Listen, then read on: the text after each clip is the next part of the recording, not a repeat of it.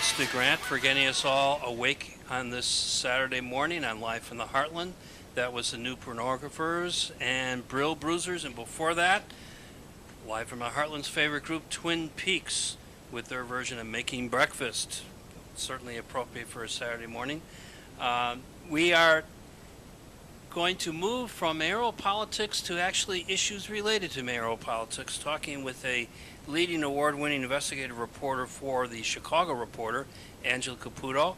And I'm going to start right off, Angela, by saying one of my favorite graduate students from Columbia College a few years back, because she certainly has made an incredible career since then, covering Rogers Park for the Learner papers at one point, and then the Southtown Economist and the Education Beat, and many other places in between. Angela, thanks for coming on the show this morning. Thanks, Tom. It's great to be here. So you recently did a story at the beginning of the summer about how the city is trying to reset the way it spends money on improving parks. We have seen in Rogers Park 3 playgrounds be totally rehabbed rather gorgeously. My grandson's benefited from at least one of those. But you found some other issues with the way the city's allocation of park spending is going on. Could you tell our listeners a little bit about what you discovered? Yeah, so, we hit a 30-year anniversary of a federal consent decree that was filed against the Chicago Park District for the way that it was spending money. And essentially, it was lavishing money and resources and staff in parks in white communities, while parks in black and Latino neighborhoods were getting the short shrift. So I just wanted to revisit, what's happening with our parks today. And we do see these, new playgrounds that are being built across the city. And actually, that's part of a remedy of, this ongoing legacy of certain communities getting all the goodies or more goodies than others. And the Friends of the Parks pointed this out and said, how come we're getting so many new playgrounds and facilities in north side neighborhoods and not south and west side neighborhoods. And so they agreed to overhaul 300 playgrounds over a 5-year period. But what I found is it's a lot like the way economic development works all across the city. If you have money, then you'll get more goodies. And with these tax increment financing districts, like we were just talking about a minute ago, basically in wealthier communities, they've been able to amass more money in the account. And the Chicago Park District, they have a cap on how much money they can borrow each year for capital improvements. And the way that the money's been spent is they're trying to get the most bang for every dollar. And so they'll, if there's a TIF district where the alderman says, hey, I'm willing to put up, X amount of dollars to overhaul, the tennis courts and the landscaping, Park District, will you match it? The Park District is more inclined to spend money to spend these scarce capital dollars, making that, kind of finishing the job on those projects. A good example of that would be like on the north side, Sen High School, when the whole park got an overhaul. So, there are other parks that have serious capital needs that they've had for a very long time. And this was a very nice project, but not an essential project. There was a safety issue. Which really drove the playground redevelopment. There were a lot of really unsafe playgrounds, and some researchers documented this, and then that really lit the fire under the Park District to deal with not only unequitable spending, but potentially dangerous parks. So when Alderman Moore touts the parks improvements, or the mayor talks about it, there's a certain element of, well, the city was required to do this because of this original federal suit. Yeah, so early on, we saw a lot of communities, because of this consent decree, get expanded field houses. And, basically what I found that's really fascinating about this is a lot of those parks that got, that were, these projects were expedited. And even from the beginning, it was a real challenge because it meant, a lot of these projects are in the pipeline for a while. So it meant stopping plans to overhaul things in white communities that were already promised, because they can only borrow so much money, right? And resetting the agenda. And that was done to some extent, but not as quickly, and there were some projects that never got done. or it took a very long time. But a lot of communities that ended up really benefiting from that consent decree, ironically, 30 years later, have gentrified so much that those communities that were, intended, that the consent decree was intended to help, have been displaced to communities that are now the most parks poor. So, for example, I found of the capital money that's been spent over the past, since Mayor Emanuel was elected, the top 10 community areas where the money was spent were increasingly white, and a lot of them were like Wicker Park, Westtown, Logan Square, Humboldt Park, Lincoln Square. So these communities that were heavily Latino working class communities where there are a lot of families, there's a lot of density, a lot of need for parks. They got the new field houses, they got these major improvements, and those families now are living, in Belmont Cragen, are living in Chicago Lawn, are living in Brighton Park, which are the most parks poor communities in the city. They were priced out? They were priced out, yeah. So, a lot of the improvements that were made, ironically, have gone to these communities that have gentrified so much. And because of the money that has followed with the gentrification, there's money to spend, and so the park district continues to divert capital funds, so you have these really beautiful parks in communities where there are fewer children. And Are you suggesting that infrastructure improvements drives gentrification? Or am I pushing that point too much? I guess that's sort of a really good question. When you, certainly in a community like Wicker Park, that the changes in that park over the past 30 years, that's a center of the neighborhood. It's an attractive site. It kind of grounds businesses around it. It's right by the L. A lot of people, it gets people out to go to the farmers market. The playground is beautiful. It's a center for families. So, parks certainly are an important community asset, and when they're redeveloped and they're nice and they bring people out, then they add to the desirability of a community. Angela, one of the things that was fascinating about your presentation in the Chicago Reporter was this interactive map that you produced that shows the spending patterns. Without getting overly technical, how did you build that map? Okay. How do you what data sources and graphics programs and whatnot? Because it really is a fascinating way to give a picture to what we've been already talking about. Yeah, and I really hope that people will go and check out that map.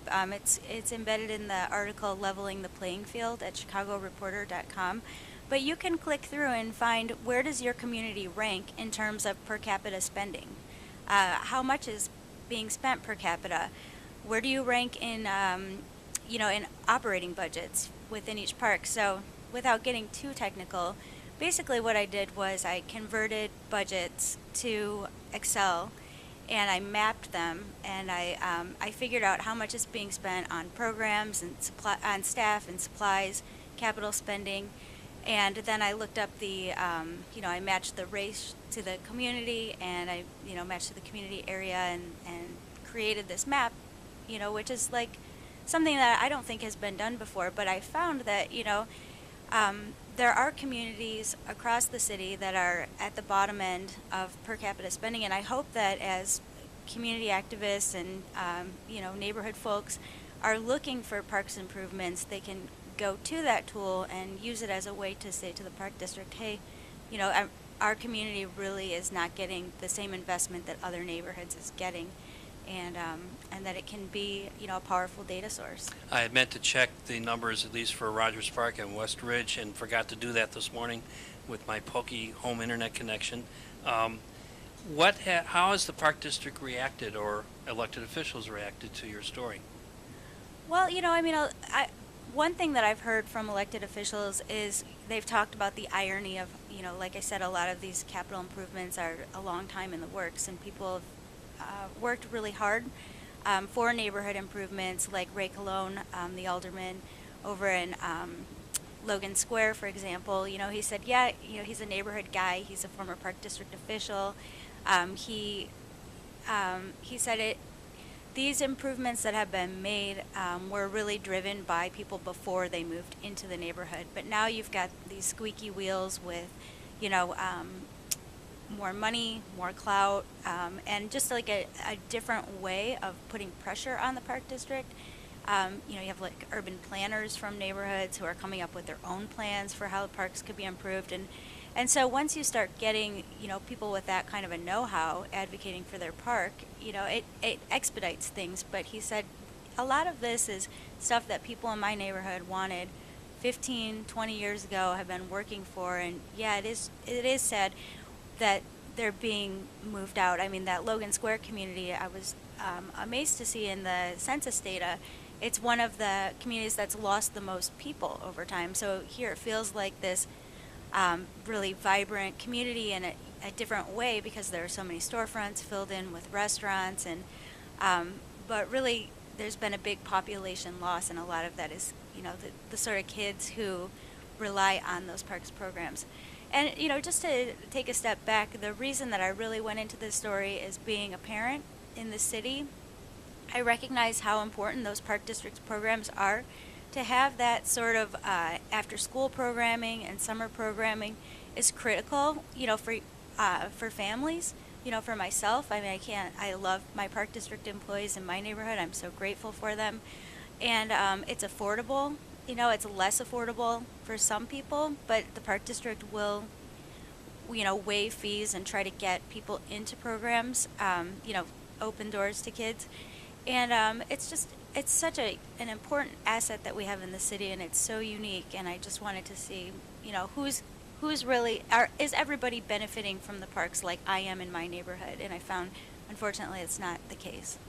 You're listening to Live from the Heartland on WLUW 88.7 FM or online at WLUW.org.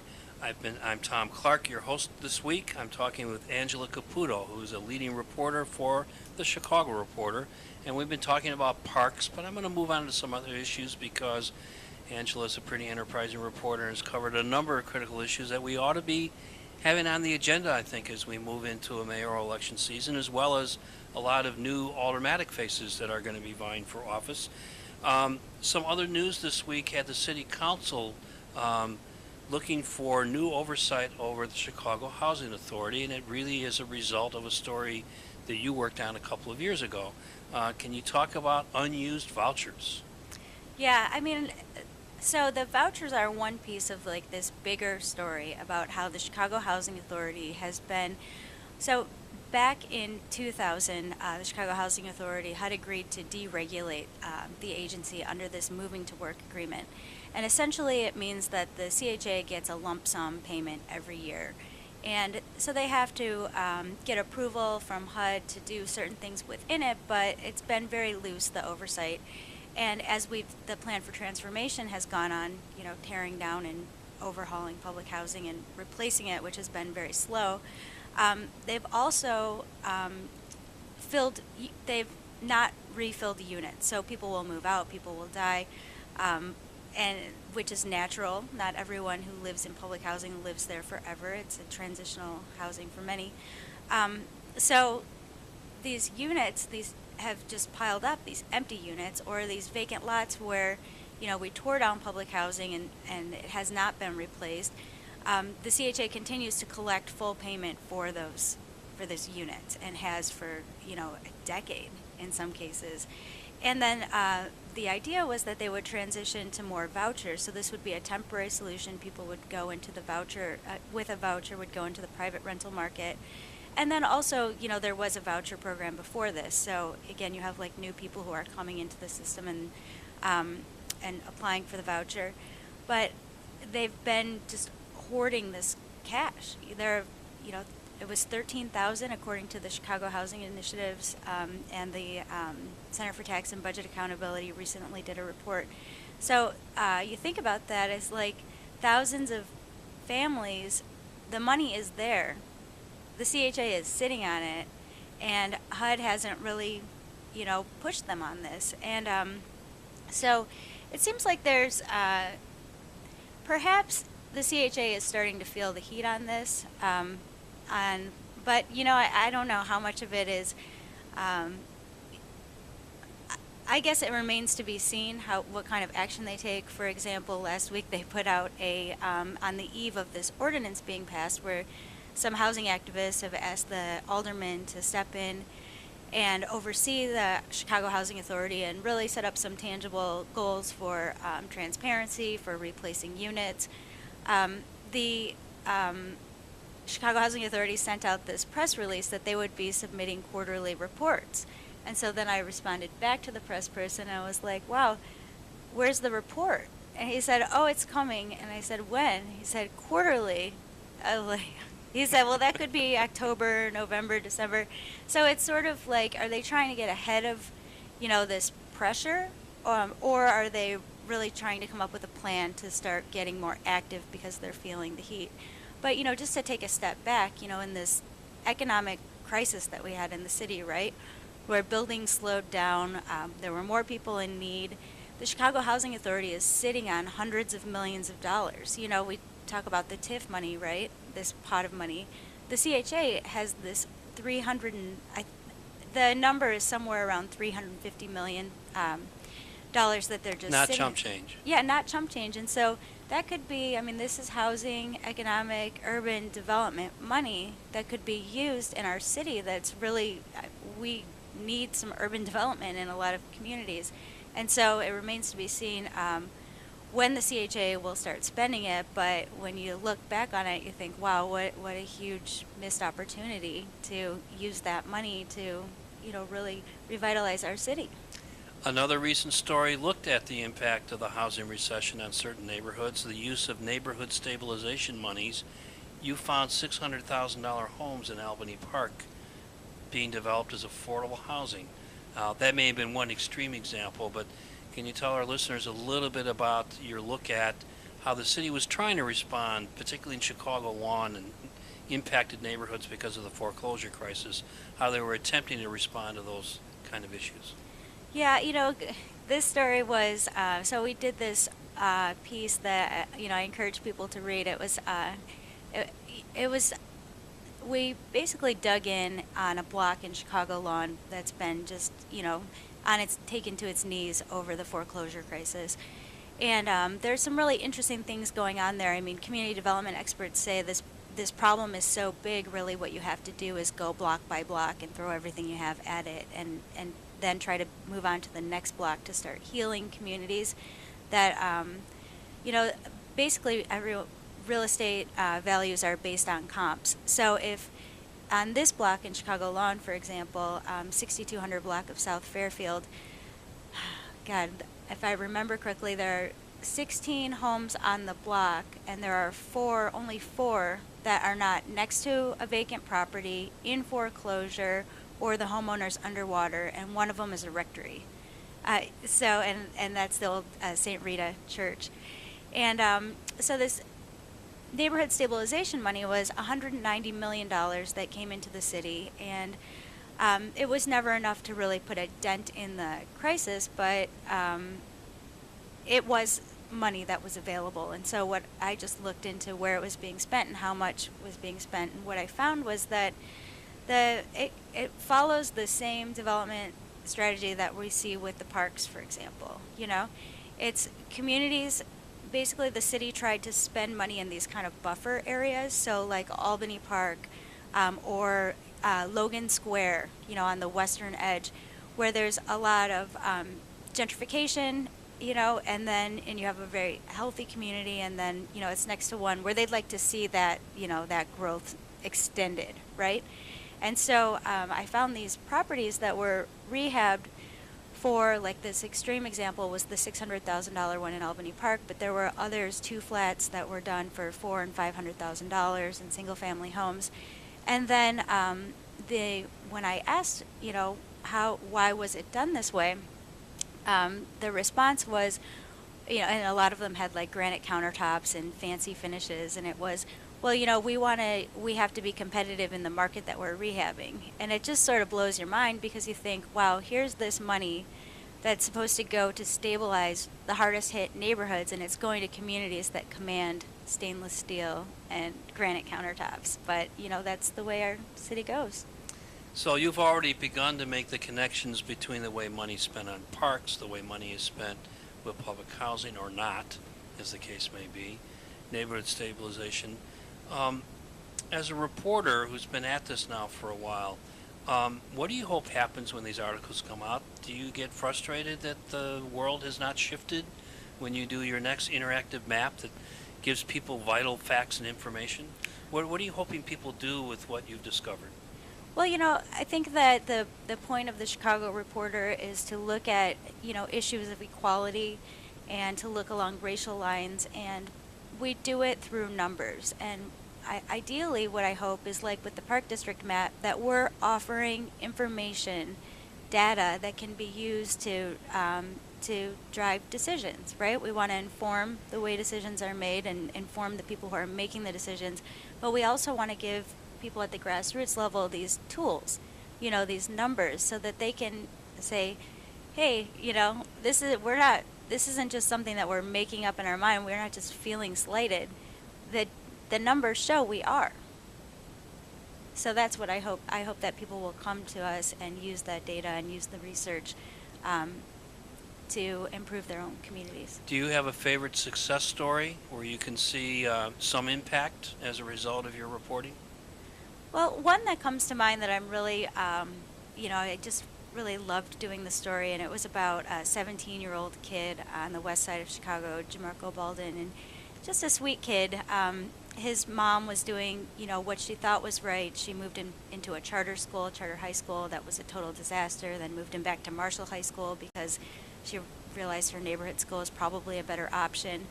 But he was selling drugs, which is obviously on the west side pretty common. The open air drug markets are very common. But Illinois is one of 11 states in the country at the time. This was last year that I wrote the story, that automatically sends 17-year-olds into the adult felony system. And so this boy who, he was caught on camera, and the tape never really panned out. They said there was film of it. But he was being dragged through the system. He's on house arrest. He's missing high school, over this case. And the law changed. And the reporter, they decided to say, 17-year-olds are kids, in the eyes of the law in so many other ways that they should in these nonviolent crimes as well. And the work that we did, the research, when we showed that there's a total racial disparity. It's black boys from poor neighborhoods who are being arrested for nonviolent crimes, and they're going into this court system where there's such low-level cases, they get dragged along, and then maybe they'll get a probation because they're not really, a danger to society. Maybe this is not the appropriate way to deal with them. Let's still charge them, arrest them, but do it as juveniles. And so, I'm really proud that we were a part of that research. What happened with him, do you know? We keep up a little bit on Facebook. Last I heard from him, he's trying to find a job. He's a really smart kid. This is a kid who was like in honors math, got himself to school, probably late a lot of the time. But, just a really nice kid. His dream was to be an architect. So, this is a kid who you just saw slip through the cracks, and he'll never be a kid again. Now he's a young man, living on the west side where there's a higher long-term unemployment among young men than any other place in the country. My friend Jeff Kelly Lowenstein did an article about this a couple of years back. Highest long-term unemployment rate, or never been employed rate, in the country on the west side of Chicago. 1 out of every two, I believe it was 18 to 25-year-olds, never had a job. Incredible. In addition to longer-term investigative reporting, you also are doing more and more blogging, including this week following up on the Commander Evans abuse case. We had Jamie Calvin on the show just a few weeks ago talking about his FOIA request that led to the disclosure of the police officers who've been accused of abuse, or most often accused of it over the years. What is it like to blog about pieces like that? It's a challenging, to be honest with you. I was down at the courthouse when Commander Evans was charged. If your listeners don't know, he was charged with aggravated assault. He stuck a gun deep down the throat of a kid who he caught in a police chase in a closet in a vacant building, and was looking for a gun. He said, "Where is the gun?" But Commander, in reporting on that as a journalist, it's one thing to just report the facts, but it's another to add insight and context, and that's what we try to do at the Reporter when things like this come up. We started writing about Commander Evans 2 years ago, and because he was a small group of these repeaters, and basically Jamie Calvin's hadn't won the lawsuit at that point, and so the names of these officers who are involved in a lot of complaints and lawsuits was not disclosed, and so we tried to backdoor it. We went through the city settlements and we pulled all the files and basically compiled the names of all the officers who were named in settlements, and we found this really small number that were dubbed repeaters, and that means that within 3 years they had 2 or more settlements and 5 lawsuits filed against them. Many of them had 5 lawsuits or more filed against them. And Commander Evans rose to the top. And so in blogging about it, we were just asking the question of, how did this happen? This is just one officer, one example of how there have been so many red flags over the years, and as time went on, the public got was able to see his history. I think he had more excessive force complaints filed against him than any other police officer in the department during this time period in 2000s. And so internally, the department knew about this. We exposed, these, settlements, which also the city knew about, but, he kept getting promoted because that's the culture of the police department, and even a police officer told me in reporting the story, if you've got a problem on your block, you want to call Glenn Evans because he was a badass cop, and and that's why we have these. I could see some people arguing that's what we need more of, is more badass cops, because we have a crime problem. We have a public safety problem in the city. But this is costly for the city. These guys cost taxpayers money, right? Yeah, I mean, the city's, paying out millions and millions, in settlements every year. And, it's costly in another way. It brings distrust of the police department. I talk to middle-class people who are never engaged with police in a bad way, who complain about the way police treat their neighbors all the time, So this isn't just something that's between police officers and the person they're picking up. I mean, this is like demoralizing to entire communities because it's only happening in black neighborhoods and in brown neighborhoods. I'm doing a little promo here for our program next week, which will be looking at the apparent upsurge in least shootings in Rogers Park and what we can do about it, and what's going on citywide in the way the reporting of crime affects our outlook on whether we are safe or not. We'll have a former beat rep chair, Kevin O'Neill, who lives near a hotspot, so-called, in Rogers Park, who will be talking about his experiences, as well as Steve Franklin, a former Chicago Tribune reporter who for the last 3 years has been running a project out of my former organization, the Community Media Workshop, on how we can look at a different kind of reporting around neighborhood violence, as so-called. We've been talking with Angela Caputo, who is a leading reporter for the Chicago Reporter. Can you give us a hint about what you're working on now? I know investigative reporters don't want to tip their hand before you actually publish, but in this internet blogging age, tell us a little bit about what kind of projects you're working on. Yeah, I'm thinking a lot about mayoral politics. It's sort of in the wind, isn't it? Yeah, it is. And, when I'm looking at how people feel about the election, how people feel their neighborhood, where are their neighborhoods now compared to the last election? And, are we making improvements, are we not? And how will that impact the way voters will come out to the polls? Angela, once again, how can people get a hold of you? Through the Chicago Reporter? Yeah, through the Chicago Reporter. My Twitter handle is AngelaTCR. And, that's probably a great way to get me. Thanks a lot. Cool.